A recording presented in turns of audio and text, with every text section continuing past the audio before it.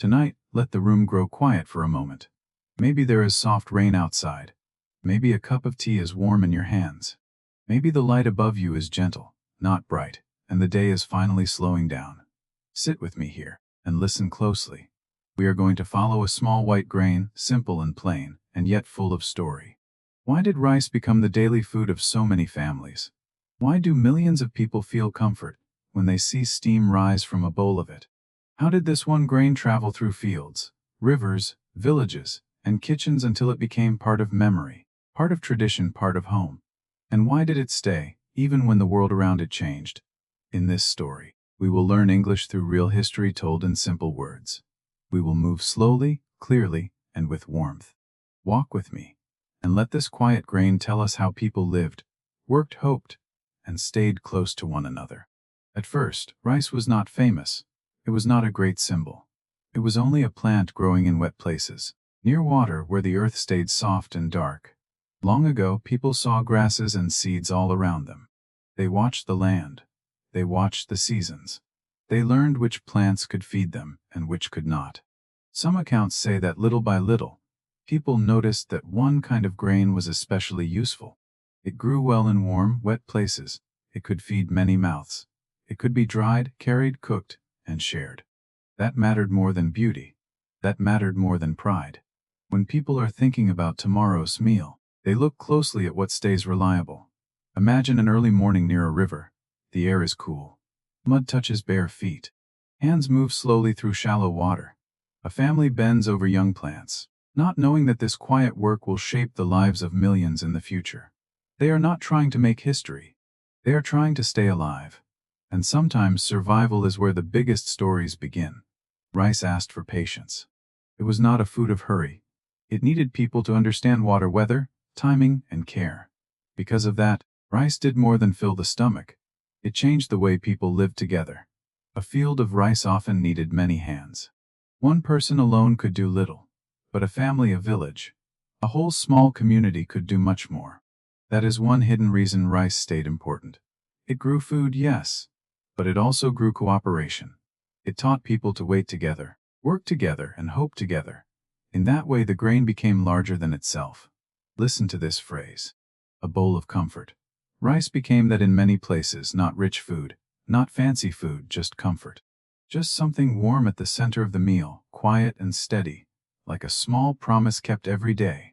Over time, people learned better ways to plant and gather rice. They watched which seeds were stronger. They noticed how water moved across the land. They shaped the ground to hold and guide that water. This was not one sudden change. It was slow learning, season after season. A mistake one year became wisdom the next year. How do old traditions begin? Often like this. Not with a grand speech, not with a king, but with repeated work. One person teaches another. A child watches an older hand. A family says, do it this way. Wait a little longer. Plant here. Cut there. Then the habit becomes memory, and memory becomes tradition. Imagine the sound of wind moving over a wet field.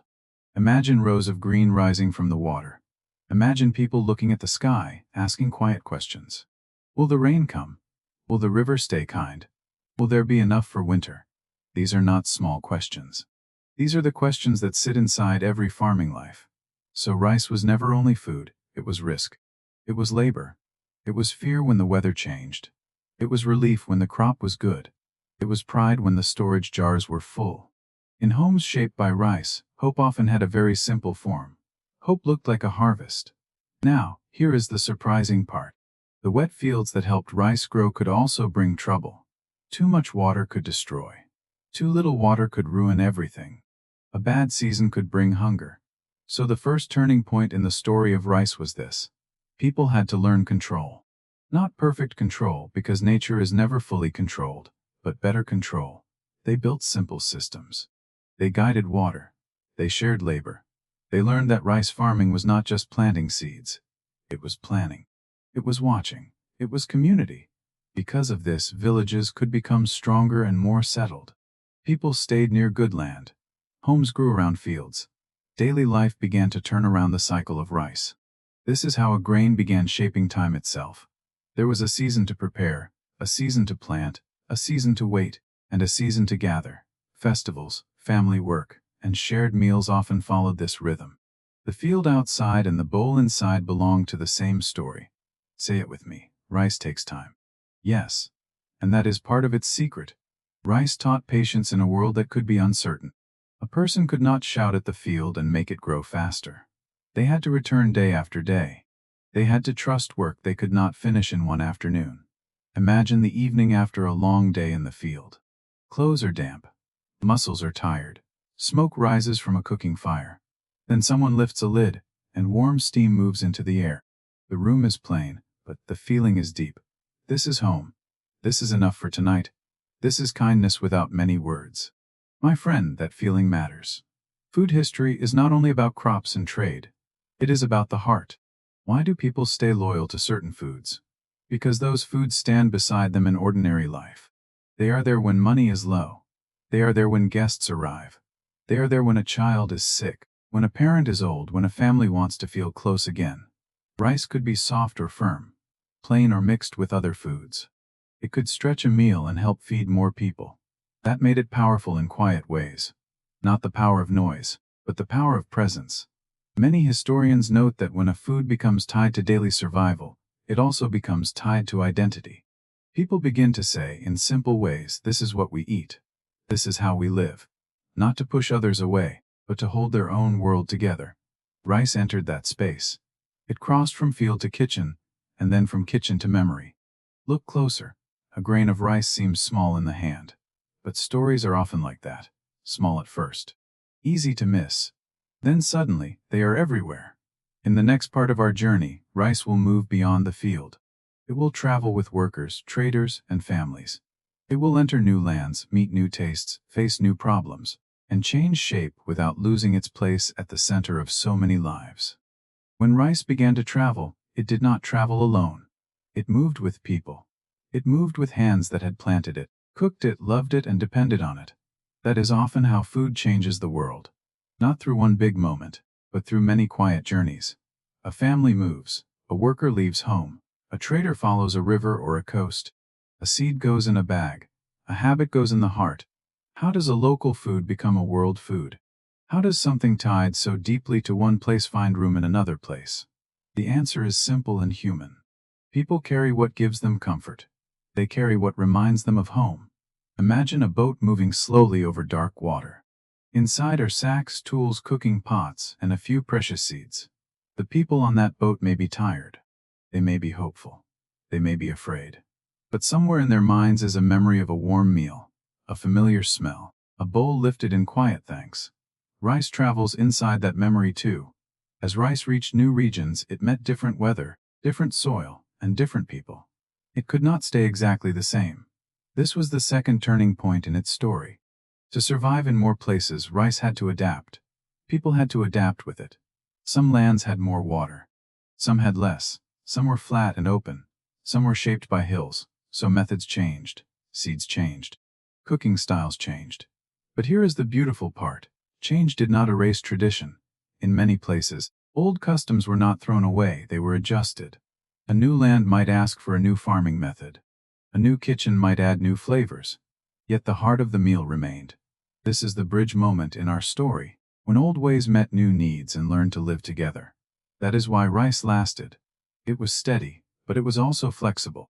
It could belong without becoming empty. It could change without losing its meaning. Repeat after me. Old roots, new branches. That is the shape of rice history, deep roots. New branches. In some places, rice became the center of great shared labor.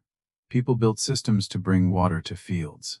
They worked side by side, season after season. In other places, rice entered the kitchen first, then slowly entered the land itself. Records suggest that this process was not always easy. Sometimes rice was welcomed. Sometimes it was difficult.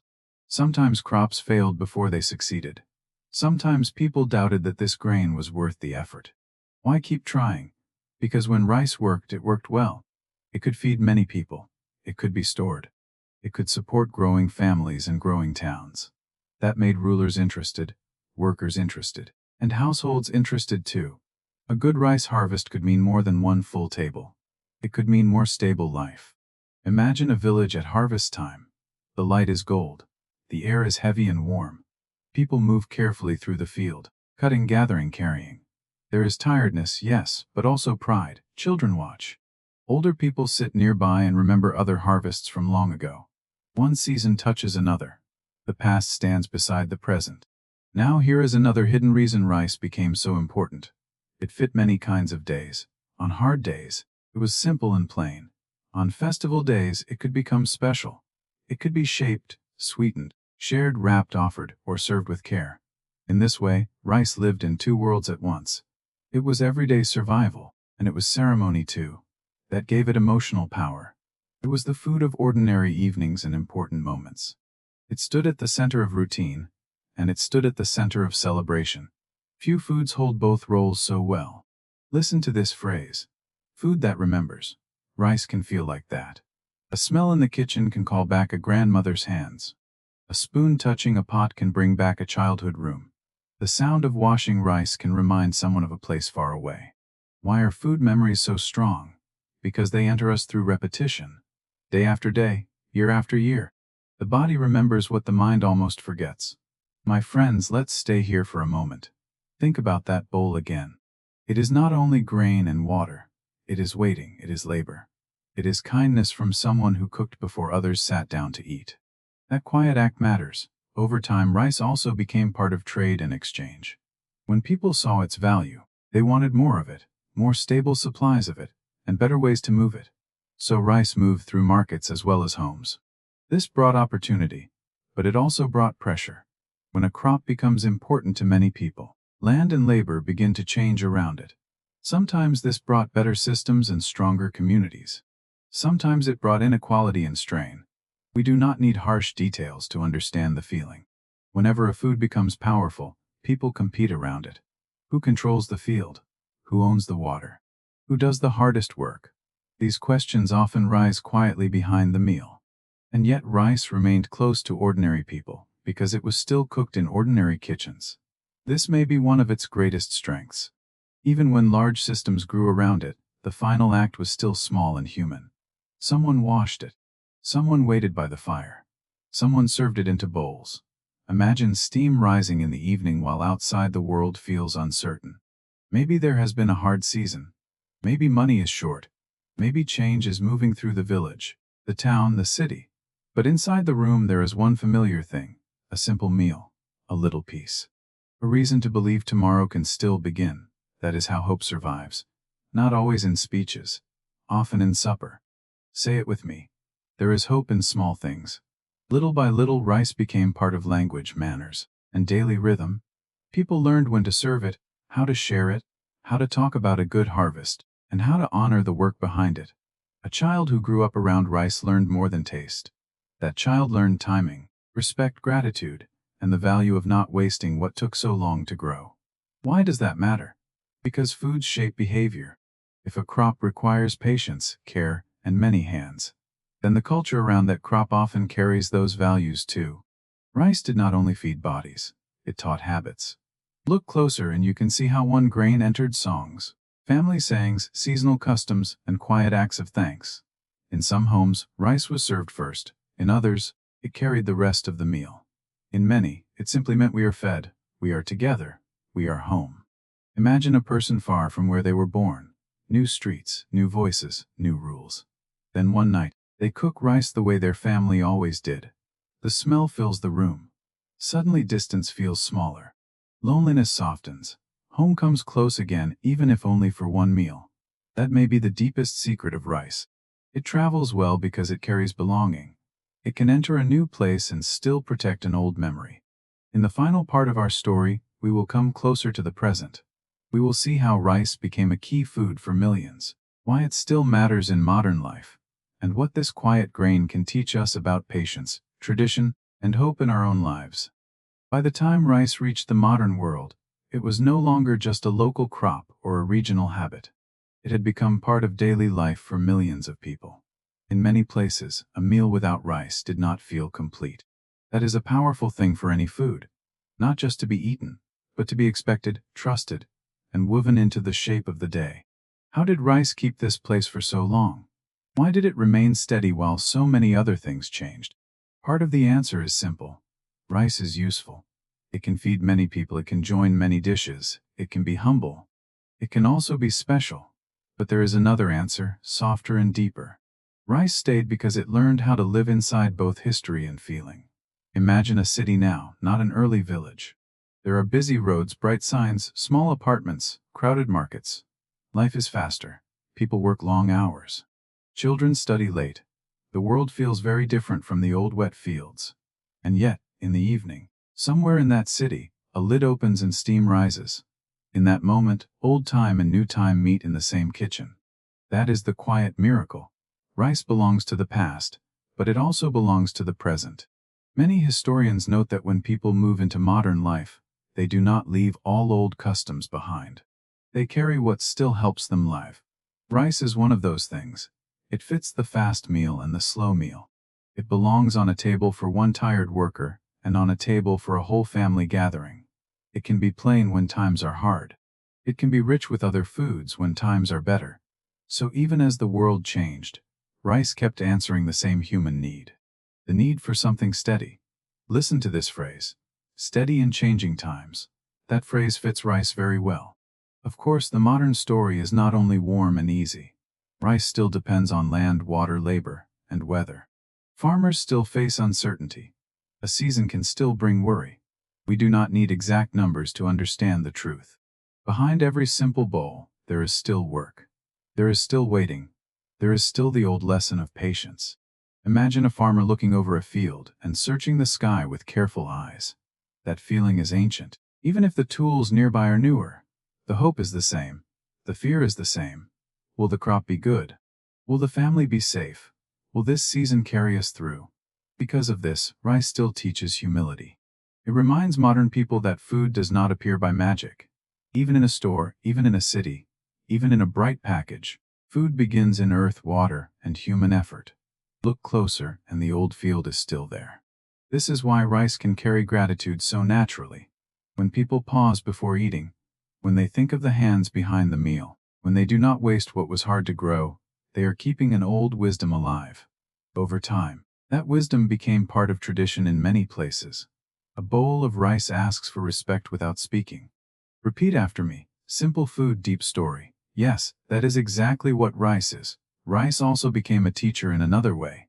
For English learners, and for anyone listening carefully, it gives us clear words for life itself. Seed, water, field, harvest, bowl, steam, home, hope. These are small words, but they carry large feelings. That is why this story matters. We are not only learning about food. We are learning how ordinary words hold human history. My friend, imagine someone sitting alone tonight with a simple meal. Maybe they are tired from work. Maybe they miss someone. Maybe they are trying to build a new life in a new place. Then they eat one warm spoon of rice, and the body relaxes just a little. A memory returns, a voice from childhood seems close again. A door inside the heart opens. Can a grain do that? Somehow, yes. Now, here is the last surprising part. Rice became global not by becoming one single thing everywhere, but by allowing many versions of itself. In one place it is soft and sticky. In another it is light and separate. In one kitchen it is plain beside vegetables. In another it is part of a dish for guests and celebration. In one home it is breakfast. In another it is supper. So rice spread widely because it could belong differently. That does not weaken tradition. It proves tradition can live and breathe. It proves that home is not always one fixed picture. Sometimes home is a method. Sometimes it is a smell. Sometimes it is the sound of washing grain in a bowl before cooking. Old meaning can survive inside new forms. That is a gentle kind of strength. Say it with me. Home can travel. For many people that is true because of rice. Imagine grandparents teaching a child how to measure water with the hand, not with a machine. Imagine a parent saying, "Wait, not yet. Let it rest a little." Imagine laughter in the kitchen. Imagine a quiet table after a long day. Imagine festival food prepared with extra care. Imagine a person far from home cooking rice just to feel less alone. All of these moments belong to the same long story. And maybe that is why rice matters so deeply. It stands where history and tenderness meet. It belongs to labor, but also to love. It belongs to hunger, but also to celebration.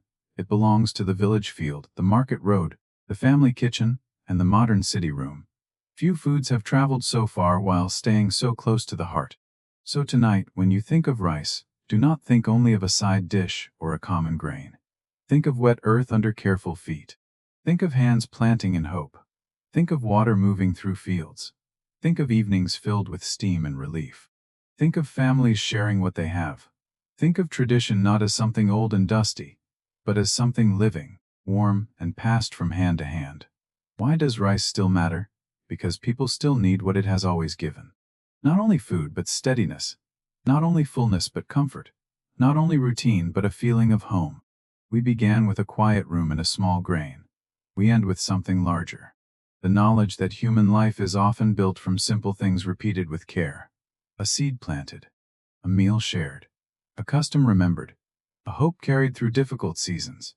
And maybe that is a good thought to keep tonight. The world changes, life moves quickly, but some things remain gentle and strong. A warm bowl. A patient tradition. A little hope rising like steam in the soft light.